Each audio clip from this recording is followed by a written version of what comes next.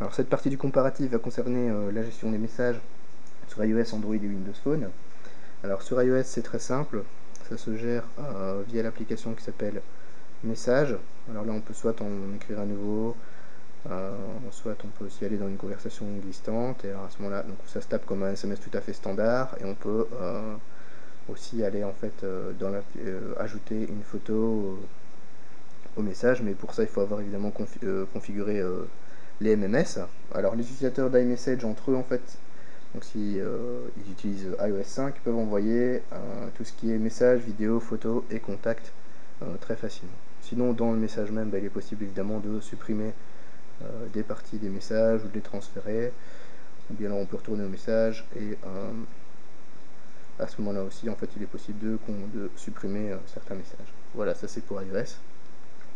Alors en ce qui concerne Android, donc les messages sont aussi gérés via l'application Messages, comme auparavant. Donc je veux dire, on peut évidemment en créer un nouveau, ou bien alors on peut se rendre dans une conversation existante. Ça se tape aussi comme un SMS tout à fait standard. Et là, ce que j'ai bien aimé sur Android, c'est aussi qu'on peut joindre plein de choses, donc tout ce qui est photo, vidéo, audio, emplacement, contact, calendrier, mémo et tâches. Donc ça c'est vraiment un beau paquet de pièces jointes à envoyer.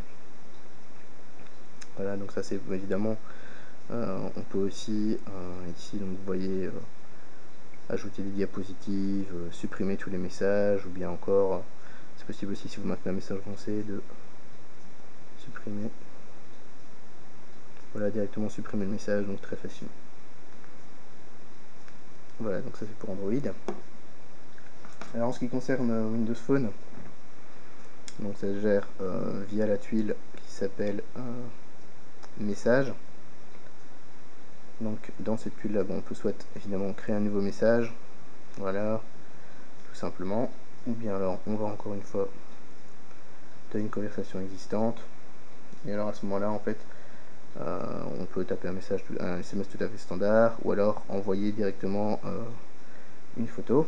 Alors ce qui est vraiment pas mal justement cette tuile message, c'est qu'on peut aller consulter qui est en ligne.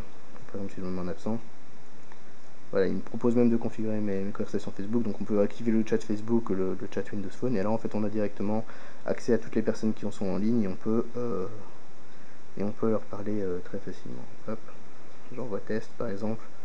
Et alors voilà, vous voyez, il me met directement la provenance du message, et donc ça me permet de pouvoir avoir un suivi en fait d'où vient le message, et donc même si mon contact déconnecte, je peux continuer via SMS, etc.